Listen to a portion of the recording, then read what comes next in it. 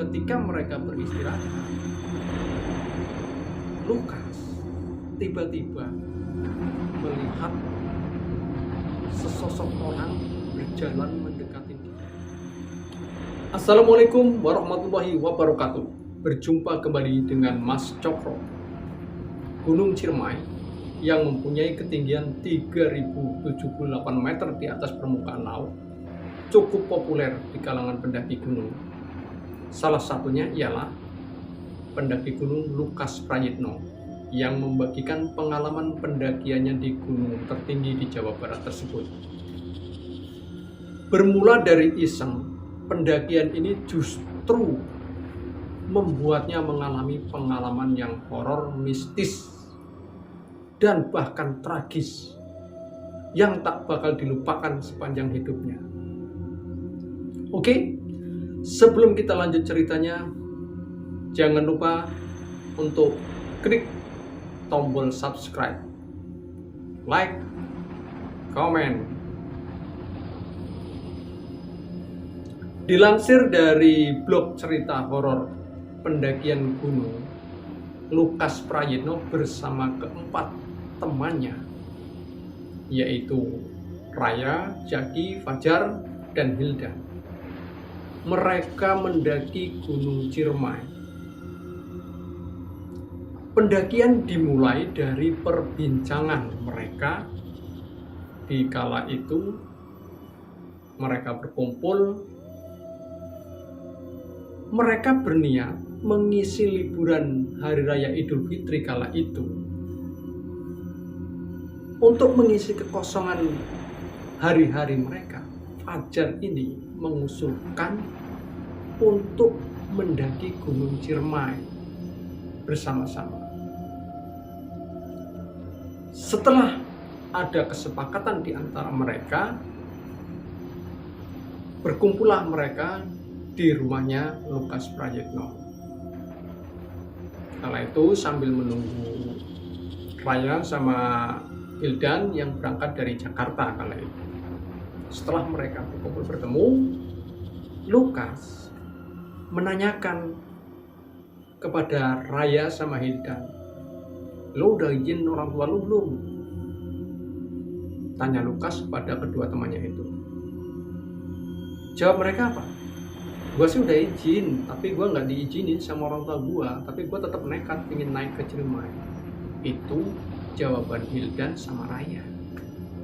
Nah, begitupun yang lainnya. Jaki dan Fajar pun sebenarnya mereka tidak diizinkan oleh orang tua mereka, namun mereka tetap ngotot mau naik mendaki Gunung Ciremai. Dan yang agak janggalnya sebenarnya mereka ini kan baru SMP ya, siswa-siswa SMP. Jadi belum memiliki pengalaman yang cukup untuk mendaki gunung, apalagi gunung setinggi kayak Gunung Ciremai yang sudah terkenal medannya itu bagi kalangan para pendaki gunung. Tapi mereka tetap nekat untuk mendaki Gunung Ciremai tersebut, mereka berlima. Setelah mereka mempersiapkan segala sesuatunya, mereka ini hanya membawa perbekalan ala kadarnya, hanya membawa tas sekolah, minuman 1 liter, terus mungkin roti, snack, dan lain sebagainya, membawa senter, hanya perbekalan seadanya. Mereka berangkat untuk mendaki Gunung Ciremai, dan mereka ini menggunakan jalur yang tidak biasa dilalui oleh para pendaki lain. Jadi memakai jalur sendiri, termasuk nekat lah dibilang. Setelah mereka mendaki gunung tersebut, masuk perkebunan warga, melewatin kebun-kebun warga, masuk hutan pinus. Semakin lama mereka masuk, semakin dalam mereka masuk dalam hutan lebat, hutan pinus semakin lebat, semak belukar pun semakin lebat. Nah, ketika sampai pada lereng tertentu, di situ ada gubuk. mereka beristirahat di gubuk itu. Mereka berlima itu beristirahat di gubuk itu. Ketika mereka beristirahat, Lukas tiba-tiba melihat sesosok orang berjalan mendekati dirinya. Sosok tersebut adalah bapak-bapak tua memakai caping kayak petani, itu mendekati Lukas. Kelihatan tampak wajahnya itu sangat marah. Setelah bapak tua itu mendekati Lukas, setelah dekat, bapak tua itu cuma bilang, jangan macem-macem di gunung ini. Iya Pak, kata Lukas sambil menunduk, tidak berani menatap wajah bapak tua tersebut. Setelah berbicara seperti itu kepada Lukas, bapak tua ini pergi meninggalkan Lukas. Semakin jauh hilang ditelan rerimbunan hutan pinus. Nah, herannya ketika bapak tua itu berdialog dengan Lukas, teman Lukas yang lainnya ini seolah tidak melihat bapak tua itu. Mereka cuek saja, seperti tidak menganggap kehadiran bapak tua itu. Tanpa berpikir panjang lagi, akhirnya Lukas mengajak keempat temannya ini lagi untuk naik lagi lebih ke atas lagi, karena hari mungkin sudah mulai agak siang. Setelah mereka naik, semakin tinggi pendakian mereka, maka mereka semakin dihadapkan jalur pendakian yang lebih terjal. Bebatuan dan kontur tanahnya itu kan licin di gunung itu, jadi menyulitkan mereka untuk mendaki gunung tersebut, sampai mereka itu bisa mencium lutut sendiri waktu mendaki saking curamnya. Setelah sekian lama mereka melewati tebing curam itu, hari sudah mulai agak gelap tuh, Mereka sampailah di tempat yang agak landai. Ketika mereka sampai di tempat yang landai itu, kabut sudah mulai turun karena sudah sore. Hari sudah mulai mau gelap itu. Jadi jarak pandang mereka itu hanya sekitar 5 meter. Nah, di saat mereka beristirahat di tempat yang agak landai di situ, kejadian itu terulang lagi. Di balik rimbunan pohon, dibalut dengan kabut yang tebal, Lukas kembali melihat sosok bayangan itu tadi, bapak tua itu tadi yang memakai caping. Mereka seperti ketakutan karena bapak ini datang, semakin wajahnya itu menampakkan kemarahan yang luar biasa. Semakin mendekat, bayangan tersebut semakin jelas. Setelah sampai, sama kalimat yang diucapkan bapak tua itu tadi kepada Lukas, sama seperti yang diucapkan waktu mereka bertemu di gubuk tadi. Dan kali ini nadanya semakin tambah marah. Jangan macam-macam di Gunung Ciremai ini. Saking takutnya Lukas tuh tertunduk, tidak berani menatap bapak itu. Kata Lukas, iya Pak, saya mohon maaf, kata Lukas sambil tertunduk. Tapi berbeda kali ini kepada keempat teman Lukas tadi. Mereka bilang, Pak tua itu dengan mereka itu sangat ramah. Bahkan mengingatkan keempat temannya Lukas ini untuk berhati-hati. Nah, kata teman yang lainnya, kita beristirahat dulu di sinilah, capek saya, kata Fajar. Karena hari sudah mulai gelap dan mau menjelang malam, akhirnya Lukas menyemangati teman-temannya. Puncak Ciremai sudah dekat, ayo kita naik lagi aja, sebentar lagi kita nyampe, kata Lukas. Akhirnya keempat temannya pun mengikuti Lukas untuk mendaki lagi. Walaupun badan masih capek, mereka mengikuti Lukas.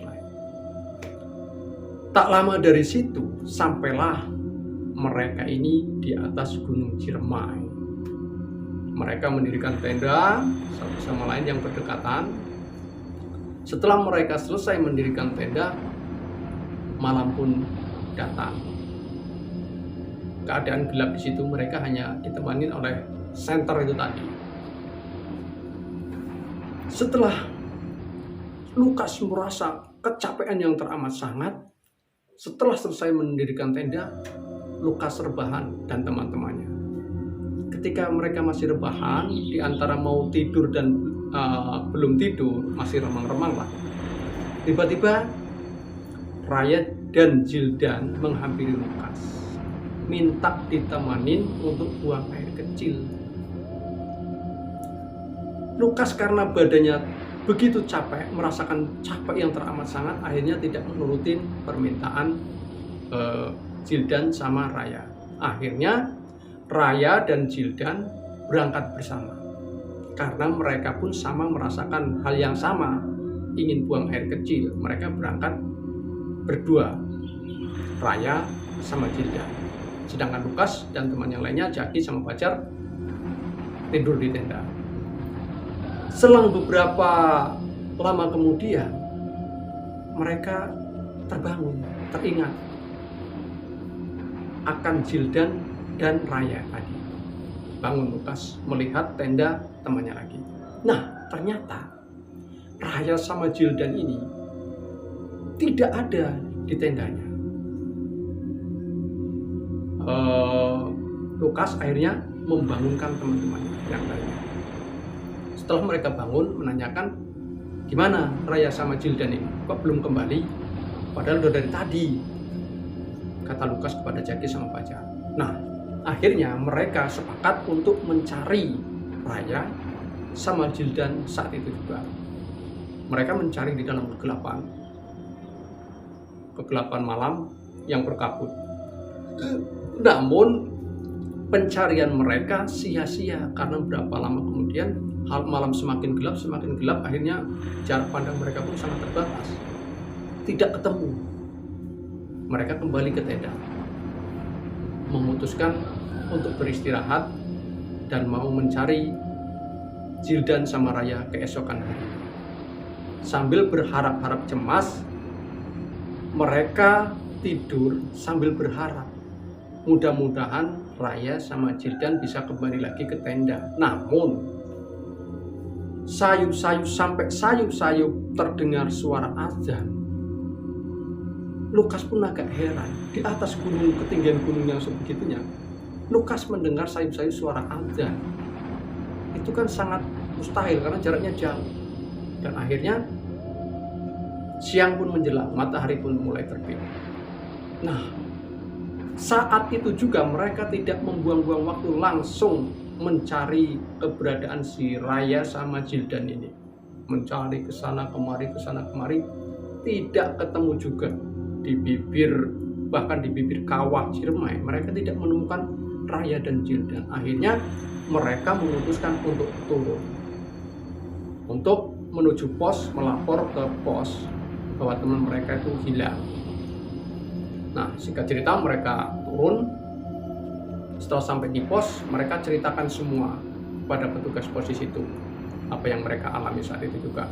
Nah, saat itu juga langsung turun bantuan, baik dari penjaga pos dan Basarnas turun untuk mencari keberadaan Zildan sama Raya ini yang menghilang. Mereka terbagi menjadi 2 tim untuk mencari itu. Setelah 1 minggu pencarian, akhirnya Raya sama Zildan ditemukan.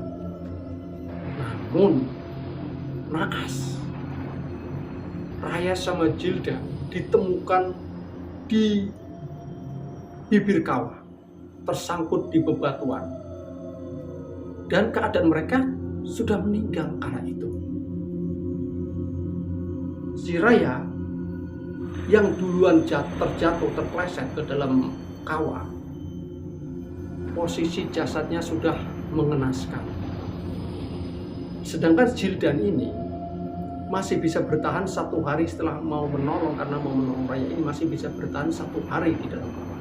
Namun karena tidak ada yang menolong, kelamaan di dalam kawah, menghirup gas yang ada di dalam kawah, akhirnya pun ikut meninggal Zildan ini.